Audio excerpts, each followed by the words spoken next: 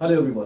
सो आज हम चलेंगे हाइजेनबर्ग अनसर्टेनिटी प्रिंसिपल की तरफ, जो बहुत ज्यादा इंपॉर्टेंट तो है ही, क्योंकि इसके जो क्वेश्चंस है आपके स्कूल के अंदर एंड कॉम्पिटिटिव के अंदर भी पूछे जाते हैं। अब इसके अलावा इसमें एक क्वेश्चन आता है कंसेप्चुअल, जो कि मुझे बहुत ज्यादा पसंद है और आजकल आपके स्कूल वाले भी इस क्वेश्चन को पूछ रहे हैं। Why electron do not exist inside the nucleus. So बहुत अच्छा क्वेश्चन है। इसका आंसर भी हमें यहाँ पर मिल जाएगा कि इलेक्ट्रॉन जो है बाहर ही घूम रहा है, अंदर क्यों नहीं चला गया, राइट, एग्जिस्ट क्यों नहीं कर सकता अंदर। सो एक प्रूफ हाइजेनबर्ग ने भी दिया है, तो जरा उसको भी हम ध्यान से देखेंगे। अब ये जो टॉपिक है बेटा, पहले तो ये समझो कि बिल्कुल सिंपल टॉपिक है, बहुत ज्यादा मुश्किल नहीं है। सो हम क्या करेंगे यहाँ पर, पहले मैं सिंपल लैंग्वेज के अंदर आपको बता देता हूं एग्जांपल लेकर, उसके बाद चलेंगे इसके कंसेप्ट की तरफ भी, राइट। तो सबसे पहले मैंने बोला हाइजेनबर्ग बोलता ही क्या है, इसने बोला किसी भी मूविंग ऑब्जेक्ट जो कि क्या है, माइक्रोस्कोपिक, बहुत छोटा साइज का है, जैसे कि मान लो इलेक्ट्रॉन बहुत छोटे साइज का है, इसकी ना तो तुम पोजीशन निकाल सकते हो एक्यूरेटली, ना ही तुम इसकी वेलोसिटी निकाल सकते हो एक्यूरेटली, यानी कि बिल्कुल ठीक, बट साइमल्टेनियसली मैं ये बोलना चाहता है कि तुम इसकी पोजीशन और इसकी वेलोसिटी नहीं निकाल सकते साइमल्टेनियसली, यानी कि साथ साथ, यानी कि एक ही टाइम में इसकी पोजीशन और इसकी वेलोसिटी एक्यूरेटली बिल्कुल ठीक नहीं निकाल पाओगे। या तो तुम निकाल सकते हो उसकी वेलोसिटी ठीक, या निकाल सकते हो उसकी पोजीशन ठीक, राइट। दोनों को एक साथ एक टाइम पर निकालना बिल्कुल ठीक वो भी पॉसिबल नहीं है। और ऐसा क्यों हो जाता है, जरा उसको भी हम देख लेंगे। तो मैंने बोला सपोज करो कि यहां पर ये इलेक्ट्रॉन घूम रहे हैं बोहर ऑर्बिट के अंदर, घूम रहे हैं रोटेट करते करते। अब मैंने क्या करा, मैंने जानना चाहा इसकी पोजीशन, ये कहां पर ये है। तो अब पोजीशन जानने के लिए तुम माइक्रोस्कोप से इलेक्ट्रॉन को देख तो नहीं सकते ना, पॉसिबल ही नहीं है। तुमने क्या करा, यहां से इंसिडेंट फोटोन को स्ट्राइक कराया। इस फोटोन को स्ट्राइक करने से हुआ क्या, ये यहां से किस पे टकराया, इलेक्ट्रॉन पे, और यहां से जो टकराकर जो लाइट रिफ्लेक्ट हुई वो माइक्रोस्कोप ने रीडिंग ले ली। इससे पता चल गया कि तुम्हें यहां पर क्या पड़ा है, इलेक्ट्रॉन पड़ा है। तुमने एक टाइम में इलेक्ट्रॉन के बारे में निकाल लिया, कोई दिक्कत वाली बात नहीं है। लेकिन तुम्हें एक बात पता होगी, फोटो इलेक्ट्रिक इफेक्ट पड़ा था कि नहीं पड़ा था। उसमें क्या था, उसमें यह था कि अगर किसी भी इलेक्ट्रॉन पर लाइट स्ट्राइक करती है और उसकी फ्रीक्वेंसी ज्यादा हो तो वो निकल कर भी बाहर चला जाता है। मैं बाहर निकलने की बात तो नहीं कर रहा, लेकिन जब एक फोटोन उस पर स्ट्राइक करेगा, कम से कम उसकी वेलोसिटी तो क्या हो जाएगी, बढ़ जाएगी, या तो पोजीशन तो क्या हो जाएगी, थोड़ी सी खिसक जाएगी, क्योंकि वेलोसिटी बढ़ेगी तो थोड़ा सा आगे की तरफ मूव भी हो जाएगा। तो इसने बोला तुम यहां से इसकी डिस्टेंस तो पता कर सकते हो, या फिर इसकी वेलोसिटी पता कर सकते हो। पहले यहां स्ट्राइक करा, फिर थोड़ी दूर जाके स्ट्राइक करा, तुम्हें पता चल जाएगा कितने टाइम के अंदर कितनी दूर गया। यानी कि तुम इसकी वेलोसिटी भी निकाल सकते हो और इसकी निकाल सकते हो क्या, पोजीशन भी। पर दोनों को एक साथ निकालना वो भी बिल्कुल ठीक, ये इंपॉसिबल है। और ये इंपॉसिबल क्यों है, क्योंकि जैसे ही लाइट स्ट्राइक करेगी वो क्या होगा, अपने ओरिजिनल पाथ को क्या कर लेगा, चेंज कर जाएगा, कहीं ना कहीं इधर उधर चला जाएगा, या फिर उसकी स्पीड क्या हो जाएगी, बढ़ जाएगी, राइट। स्पीड क्यों बढ़ेगी भाई, देखो ना काइनेटिक, आपने वो पढ़ा था फोटो इलेक्ट्रिक इफेक्ट, उसके अंदर क्या था, स्ट्राइक करने से उसकी काइनेटिक एनर्जी इतनी ज्यादा बढ़ गई थी और निकलकर बहुत ज्यादा स्पीड से गया था। इतनी ज्यादा स्पीड से जो निकल कर गया था वो क्यों गया था, क्योंकि उसके ऊपर क्या था, रे स्ट्राइक करी थी। सिमिलरली यहां पर रे स्ट्राइक कर रही है तो उसकी पोजीशन के अंदर चेंज आ सकता है, इसकी वेलोसिटी के अंदर चेंज आ सकता है। तो मैं एक टाइम के अंदर एक चीज को, या तो पोजीशन को या फिर उसकी वेलोसिटी को कैलकुलेट कर सकता हूं। मैं दोनों को एक साथ बिल्कुल ठीक कैलकुलेट नहीं करता। कुछ पर्सन क्या बोल देते हैं कि इन दोनों को कैलकुलेट करना पॉसिबल नहीं है। बेटा वो बात गलत है। अब ढंग से प्रिंसिपल को पढ़ो। अगर एक टीचर ही मतलब सही से नहीं बताएगा, कुछ यूट्यूबर्स अच्छे से नहीं बताएंगे, तो कैसे काम चलेगा। आप इसको अच्छे से समझो कि मैं एक टाइम में एक चीज तो कैलकुलेट कर सकता हूं, लेकिन दोनों कैलकुलेट करना एक ही टाइम पर इंपॉसिबल है। अगर मैं बिल्कुल ठीक की बात करूं, गलत रीडिंग तो आ जाएगी, बिल्कुल ठीक रीडिंग चाहिए अगर। सो ये है आपका हाइजेनबर्ग अनसर्टेनिटी प्रिंसिपल। वो भी पूरी डिटेल के अंदर आपको ये पता लगा कि कैलकुलेट क्यों नहीं कर सकते, क्योंकि यहां पर थोड़ा सा क्या हो गया, डेविएट हो गया।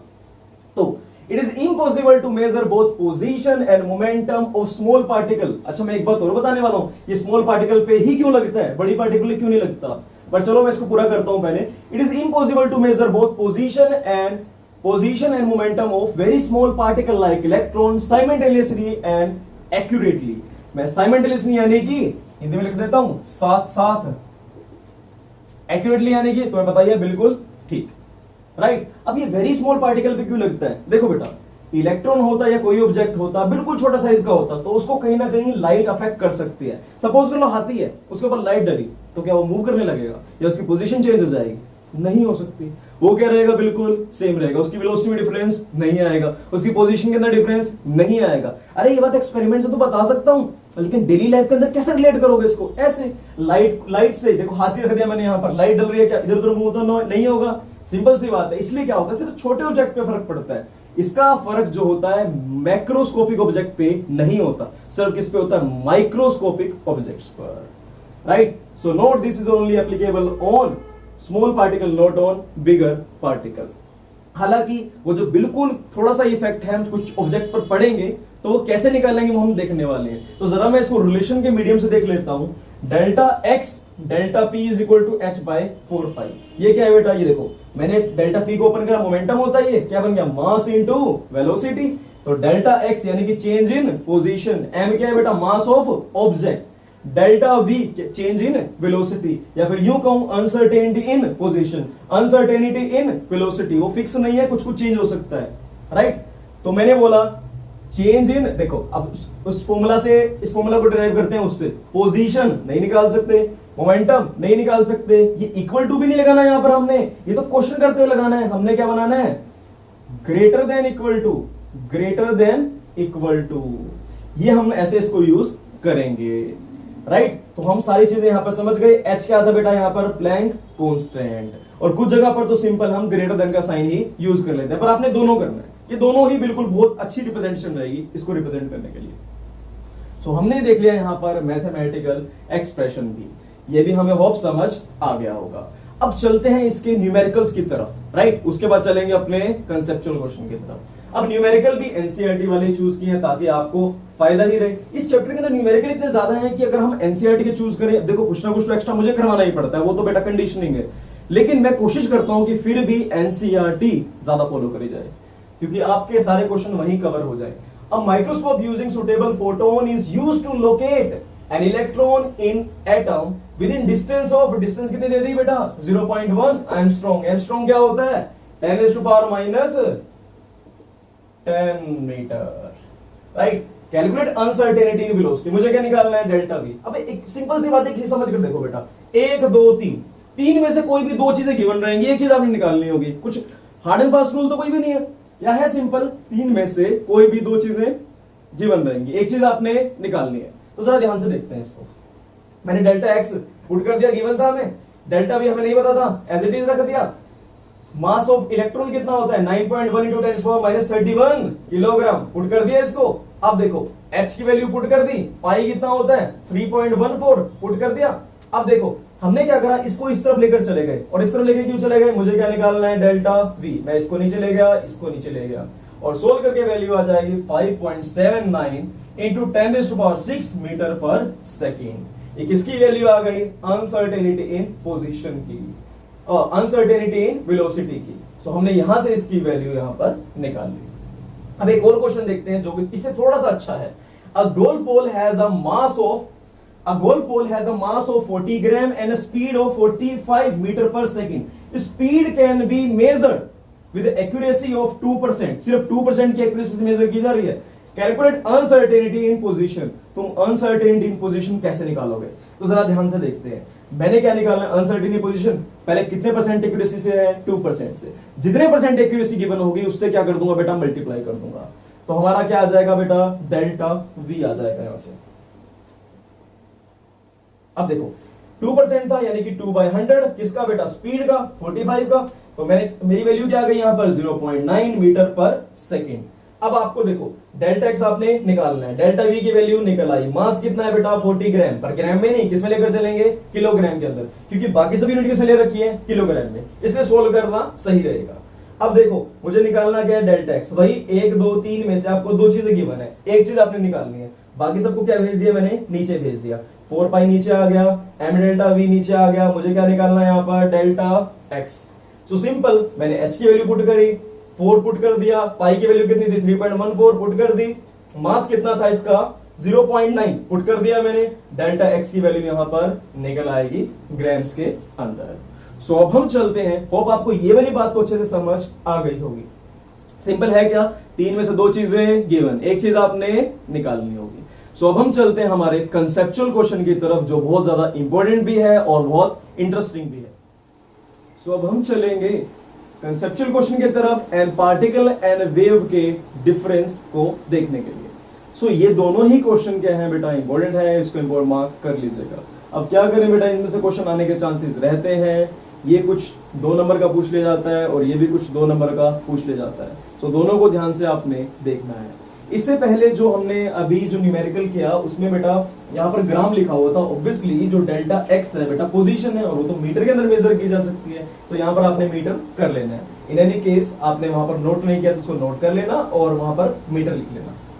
अब आपके मन में एक क्वेश्चन भी तो आ सकता है कि सर आपने तो कहा था मैक्रोस्कोपी यानी कि जो बड़े पार्टिकल है उनके ऊपर तो ये अप्लाई ही नहीं होता, वहां तो डिफरेंस कुछ होगा ही नहीं। आपने हाथी वाला एग्जांपल भी लिया था, वहां पर तो मूवमेंट यानी कि ना तो उसकी delta x change in position और चेंज इन वेलोसिटी तो कुछ था ही नहीं, राइट। तो मैं इस बात को फिर एक्सप्लेन करता हूं, ध्यान से सोचना इस बात को। अब देखो अगर 10⁻⁹ का डिफरेंस भी होता है ना, नैनोमीटर का डिफरेंस भी होता, तब भी हमें ऑब्जेक्ट वहां पर दिखते नहीं है, राइट। हमें दिखते भी नहीं है, एटम हमें दिखते भी नहीं है क्योंकि उनका साइज क्या है, बहुत छोटा रहता है, राइट। अब ये 10⁻⁹ नहीं है, 10⁻⁻ नहीं है यहाँ पर क्या 10⁻33। अरे भाई जब हम 10⁻⁻ ही नहीं देख सकते, अगर एटम हल्का सा खिसक भी गया अपने जितनी साइज का, राइट, तो हम उसको देख ही नहीं पाएंगे। अब ये कितना खिसक रहा है 10⁻33, इसकी मूवमेंट कितनी है 10⁻3। अरे भाई हाथी अगर 10⁻33 मूव भी हो गया तो भाई उसे भी पता नहीं चलेगा।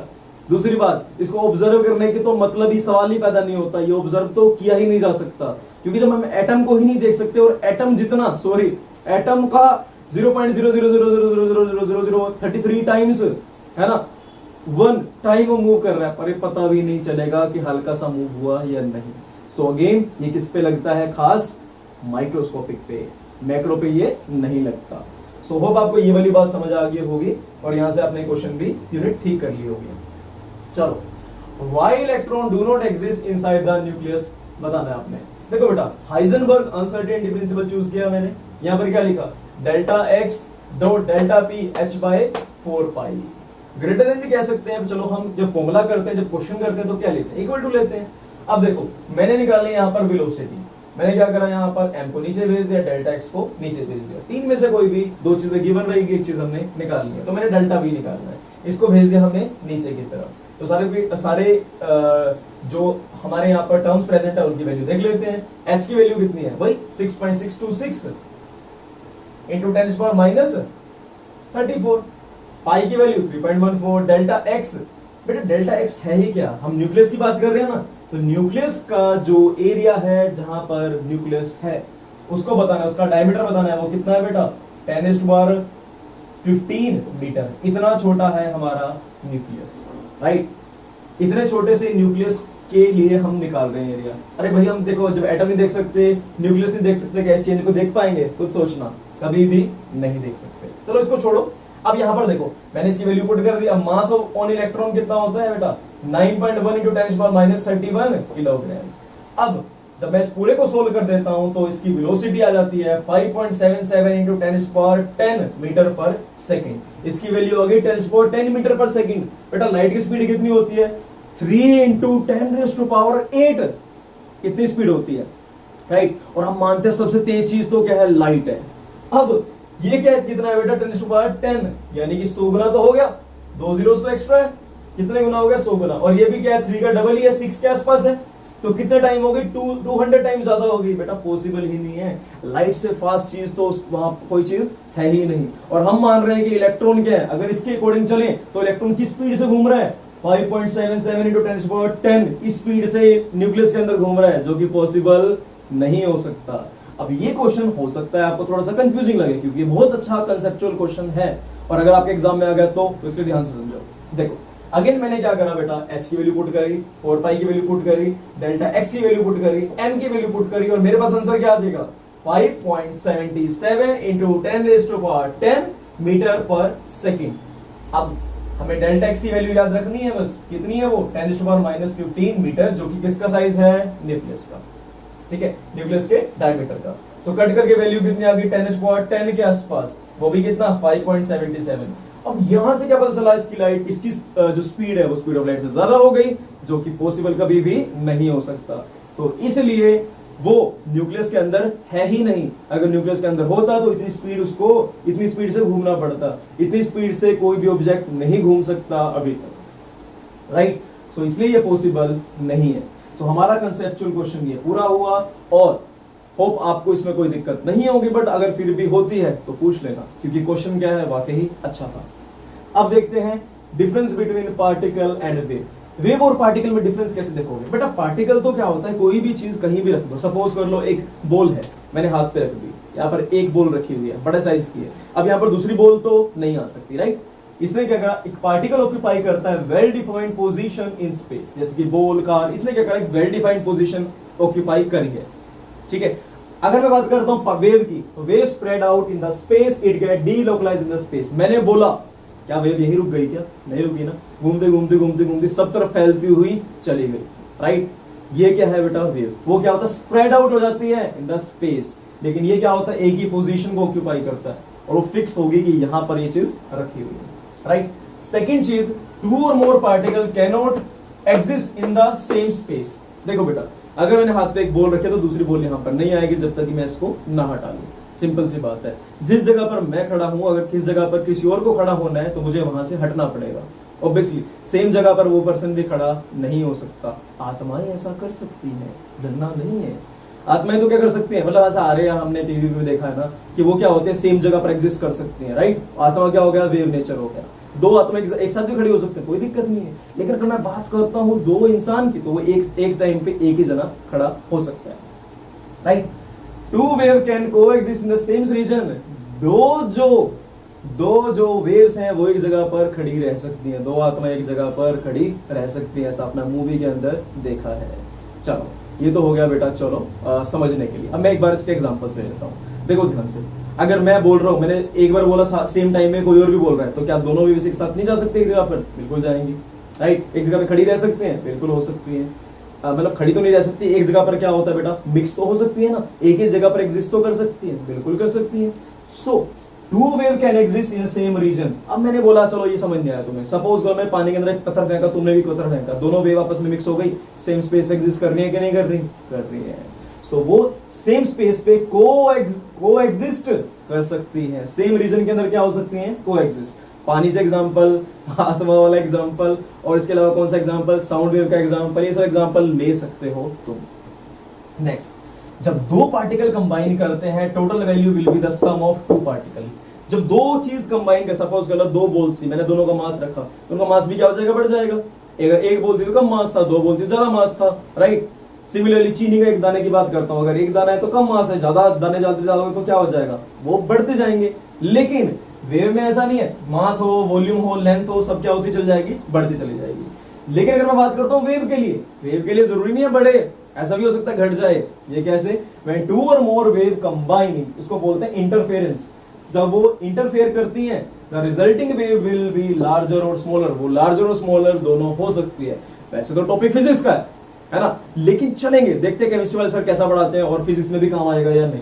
तो देखो बेटा, मैंने क्या करा, एक वेव दूसरी वेव से कंबाइन करी, एक वेव दूसरी वेव से कंबाइन करी, और जो वेव बन के आ रही है, बड़ी वाली वेव बन के आ रही है, ऐसा भी हो सकता है। और दूसरा केस, वो वेव कैसी बन गई, छोटे से एम्पलीट्यूड वाली, राइट। दोनों ही केसेस हो सकते हैं, हो सकता है वेव वो बढ़ जाए, हो सकता है घट जाए। इसे बोलते हैं बेटा हम डिस्ट्रक्टिव, यानी कि एक दूसरे को क्या कर देते हैं, खत्म कर देते हैं। इसको बोलते हैं डिस्ट्रक्टिव इंटरफेरेंस। इसे क्या बोलते हैं बेटा, कंस्ट्रक्टिव। क्या बोलेंगे इसे बेटा, स्पेस नहीं है मेरे पास, आप लिख लेना यहां पर, कंस्ट्रक्टिव इंटरफेरेंस, ठीक है। तो इसे बोल दिया हमने कंस्ट्रक्टिव इंटरफेरेंस, क्योंकि बड़ा हो गया, ये छोटा हो गया, तो क्या बोल दिया इसे, डिस्ट्रक्टिव इंटरफेरेंस। होप आपको ये सब चीजें समझ आ गई होगी। अगेन आप डाउट मुझे भेजना, और नेक्स्ट वीडियो के अंदर ये मिलने वाला है। कल मेरे पास कोई डाउट्स नहीं आए, इसलिए मैंने कोई भी वीडियो के अंदर नहीं डाला। Thank you so much.